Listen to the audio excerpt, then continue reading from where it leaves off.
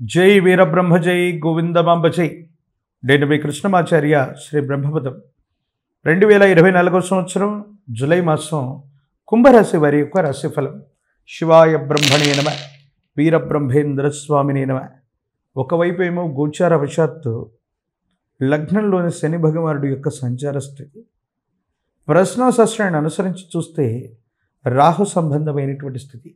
దీన్ని మనం ఎలా అర్థం చేసుకోవాలి? సానుకూలవంతమైనటువంటి స్థితిగతులు ఏవైనా రాబోతున్నాయంటే మిశ్రమైనటువంటి ఫలితాలు ఉన్నాయి. జాగరూకతతో కూడినటువంటి జీవన విధానంలో ఉండగలిగితే అద్భుతమైనటువంటి అవకాశాలు కూడా రాబోతున్నాయనటంలో ఎటువంటి సందేహం కూడా లేదు. కాకపోతే విరామం లేకుండా, విశ్రాంతి లేకుండా కుటుంబపరమైనటువంటి కొన్ని రకాలైనటువంటి బరువు బాధ్యతలు మోసి వాటిని తీవ్రంగా భావోద్వేగంతో స్వీకరించటం వల్ల మీ ఆరోగ్యపరమైనటువంటి అంశాల్లో కొన్ని ఇబ్బందులు వస్తుంటాయి, సమస్యలు వస్తుంటాయి. ఇవన్నీ కూడా మానసికమైనటువంటి సంఘర్షణకి కారణమయ్యేటువంటి అంశాలుగా మనం చెప్పచ్చు. దైనందిన జీవితంలో కుటుంబపరమైనటువంటి పరిస్థితుల కోసం, కుటుంబ సభ్యుల కోసం అన్నీ మీరై చేసినటువంటి కొన్ని రకాలైనటువంటి త్యాగాలు వాళ్ళందరూ బాగున్నప్పటికీ ఎంతో కాలంగా విరామం, విశ్రాంతి లేకుండా మీరు చేసినటువంటి శ్రమ వల్ల ఆరోగ్యపరమైనటువంటి అంశాల్లో మీరు ఇబ్బందులు పడతారు. ఒక దీర్ఘకాలికమైనటువంటి ఆరోగ్య సమస్య మిమ్మల్ని ఇబ్బంది పెట్టేటువంటి అవకాశం ఉంది. ప్రత్యేకించి ఆర్థికపరమైనటువంటి అంశాల్లో కూడా సానుకూలవంతమైనటువంటి స్థితిగతి కోసం ప్రయత్నం చేస్తుంటే అనుకూలవంతమైనటువంటి ఫలితాలు రాకపోగా మానసికమైనటువంటి సంఘర్షణ అధికమైపోయి చేయవలసినటువంటి పనులు ఏవి చేయలేకపోతుంటారు. కొత్త ఉద్యోగం కోసం, కొత్త కొలువు కోసం, కొత్త వ్యాపారం కోసం మీరు పడేటువంటి నిరీక్షణ మరికొంతకాలం ఈ నిరీక్షణ కొనసాగే అవకాశం ఉంది. మీకు తగ్గ ఉద్యోగం లభించకపోవటమో, మీకు తగ్గ అనుకూలవంతమైనటువంటి స్థితిగతి రాకపోవటం, ఎంత ప్రయత్నం చేస్తున్నా జీవన గమనంలో ఎందుకో ఓ కష్టం అన్నటువంటిది పరిష్కారం లేనటువంటి సమస్యగా మీరు భావన చేస్తారు. ఇది మిమ్మల్ని, మీ వ్యక్తిత్వాన్ని కృషింపజేసేటువంటి అవకాశం ఉంది. అంటే మనిషికి ఉన్నటువంటి భావోద్వేగాలు ఎంత గొప్పవంటే యద్భావం తద్భవతి. మనం దేన్ని బలంగా మనం ఊహిస్తే అది బలంగా తయారవుతాం. ఏది బలహీనతగా మనం భావిస్తే మనం బలహీనలు చేస్తూ ఉంటాం.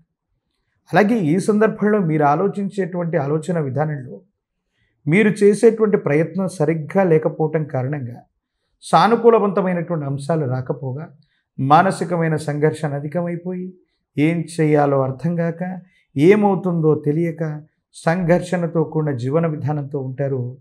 ఏమవుతుందో అర్థం కానిటువంటి సందిగ్ధకరమైనటువంటి పరిస్థితుల్లోకి జీవితం వెళ్ళిపోయే అవకాశం ఉంది. ప్రత్యేకించి జీవిత భాగస్వామి అవ్వచ్చు, సంతానం అవ్వచ్చు, కుటుంబపరమైనటువంటి అంశాలు కూడా ప్రతికూలంగా మారుతూ ఉంటాయి. అంటే రాబడి తక్కువగా ఉండటం, ఖర్చులు పెరిగిపోవటం, కుటుంబంలో వేరే వ్యక్తి ఉద్యోగము, వ్యాపారం చేస్తుంటే తాత్కాలికంగా వాళ్ళు ఉద్యోగాన్ని మానేయటము, ఆ వ్యాపారంలో నష్టాలు రావటము, ఈ ఆకస్మికమైనటువంటి ధన నష్టం కూడా దానికి మీరు బాధ్యత వహించడం, ఇన్ని విపత్కరమైనటువంటి సమస్యలు ఒక్కసారిగా ఏర్పడటం వల్ల మీరు ధైర్యాన్ని కోల్పోతారు, సహనాన్ని కోల్పోతారు. ఏం చేయాలో అర్థం కానటువంటి సందిగ్ధకరమైన స్థితిగతికి వచ్చి ఇంకేమీ చేయలేకపోతున్నాం.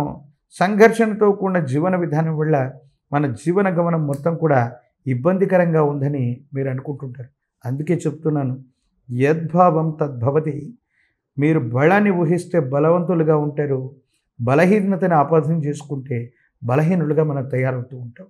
ఇలాంటి సందర్భంలోనే యోచన చేయటం, కొన్ని మొండి వైఖరులను వదిలించుకోవటం, మళ్ళీ మొండి ధైర్యంతో ప్రయత్నాన్ని కొనసాగించటం వల్ల ఒక ముఖ్యమైనటువంటి స్నేహితుడు, ఒక వ్యక్తి వల్ల ఒక అవకాశం వస్తుంది.